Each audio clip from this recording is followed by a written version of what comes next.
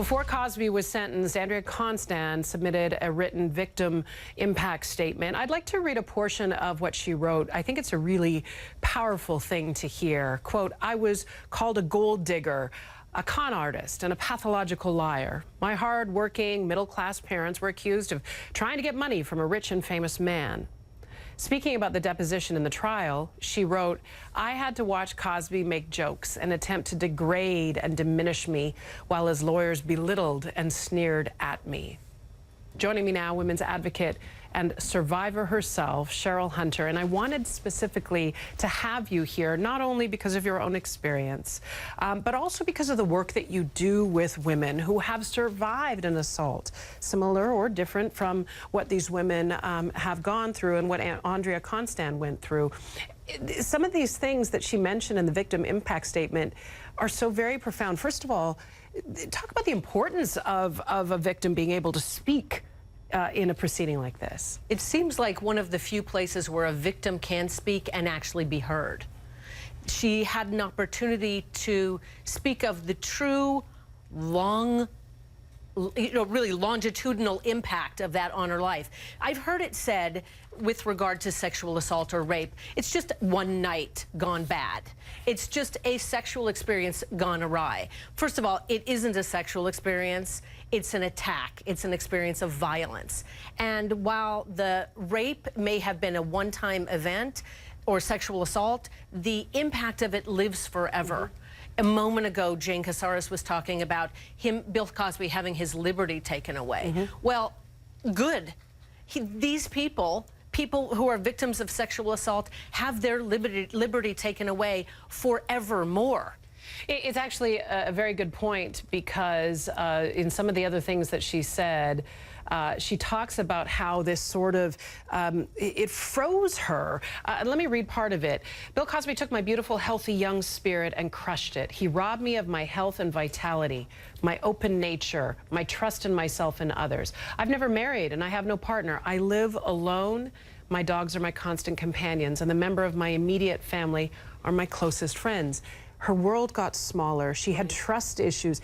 This is not uncommon for survivors of assault at all. She's not an anomaly in any way. There's nothing atypical. This is the kind of experience that women come to me with every day.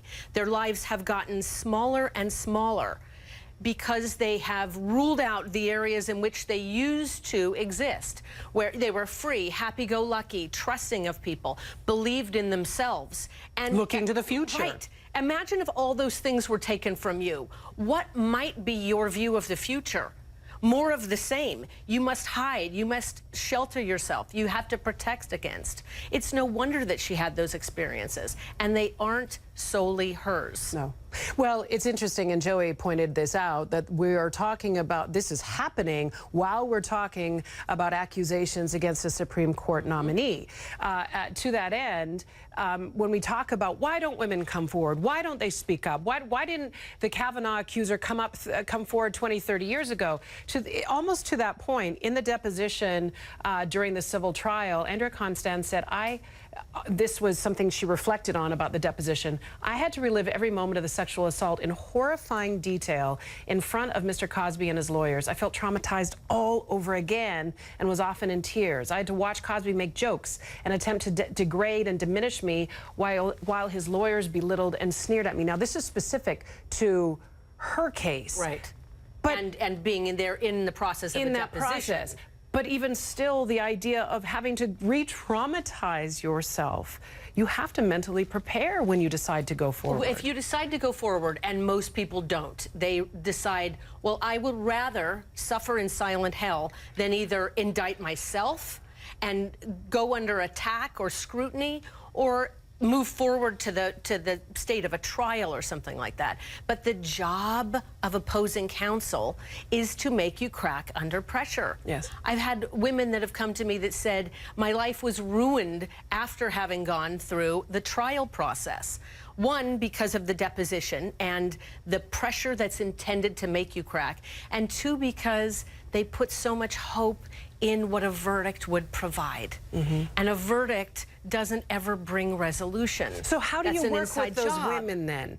Because you can't promise them, if you come forward, it'll all be roses and you'll feel better and life will be beautiful for you and you'll be Right. free. How do you counsel women in this big decision to come forward or to not? And it really, what we get clear on is that we have to separate. There's your story and your well-being and healing, and then there's justice being served. And when we collapse them, that's when it becomes a slippery slope. So we have to first uncollapse them and realize that healing has got to be the #1 mandate. And if, as part of that healing journey, you want to protect against future victims, you want to ensure that your voice is heard, you want to stand up for something, then pursue justice.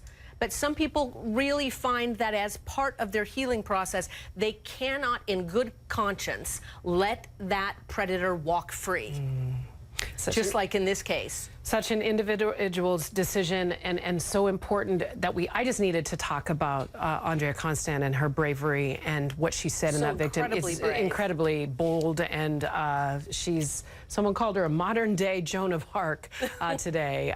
Cheryl Hunter, always a delight to speak with you, and thank you for the work that you're doing on behalf of victims. It is my honor.